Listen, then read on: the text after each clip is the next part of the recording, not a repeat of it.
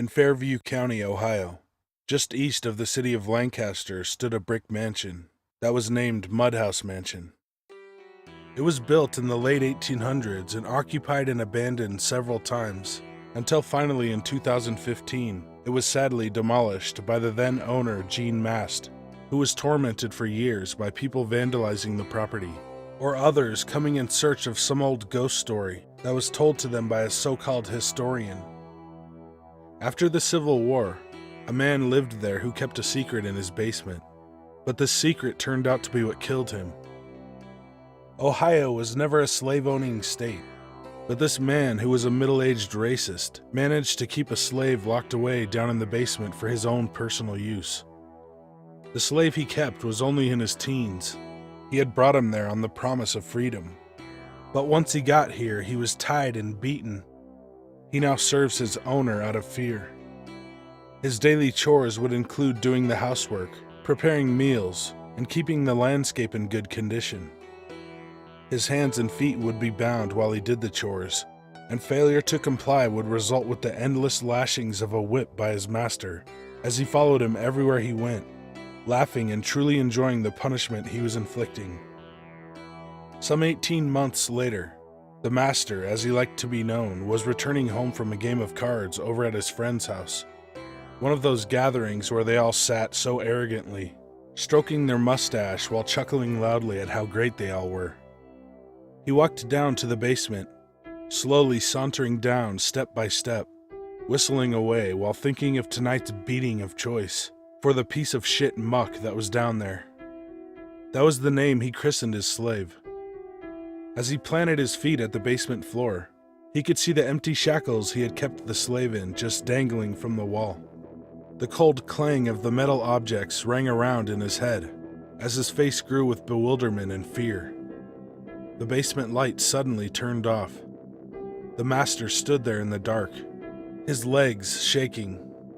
The anticipation was building as to when something was going to happen.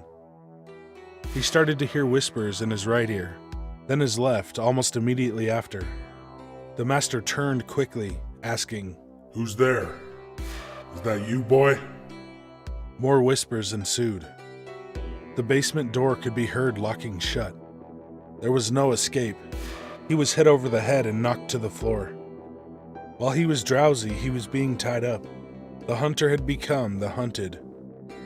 On came the lights, and standing in front of him was his so-called slave, dressed in his master's finest suit. How daring and insulting, thought the barely conscious man. "My name is Terrell Regis. Not shitmuck, not slave, but Terrell," the once terrified slave said repeatedly to his former master, before going into a rage and punching and kicking the shit out of him, until he lay there gargling blood chained to the wall. "I'm sorry. Please, please," the man spurted out. But this only fueled Terrell more, as all the flashbacks of when he was pleading with the man came to mind. But he would just get smirked at and have some racial slurs thrown his way. Terrell went and got some rusty pliers, knelt down in front of what would be considered his slave, and one by one, ripped off each of the man's fingers. The screaming cries of pain were matched by the screaming cries of the pure release of anger by Terrell. His anger and PTSD totally took him over as he worked down to the man's feet and tore off each toe as well, before going up to his mouth and taking tooth after tooth as the man lay there bleeding from everywhere, passed out, on the verge of death. There was one more surprise for the racist old prick. He went and got a large carving knife and started slowly doing as the knife suggested, carving his way through the man's neck as though it was a Thanksgiving turkey. He kept going until the head was able to be pulled right off, and pull it off he did. The rest of his body was fed to the large meat grinder out back.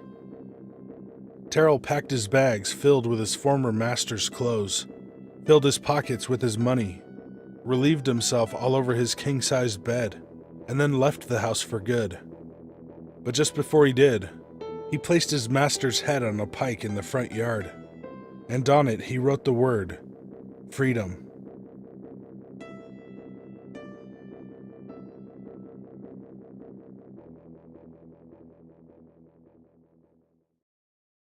Hey guys and ladies, thanks for watching. If you want me to tell your story or read a creepypasta, email me at the address in the description. Be good to animals, even people. Sit. Ja, snämar, Bergsbus, Rish.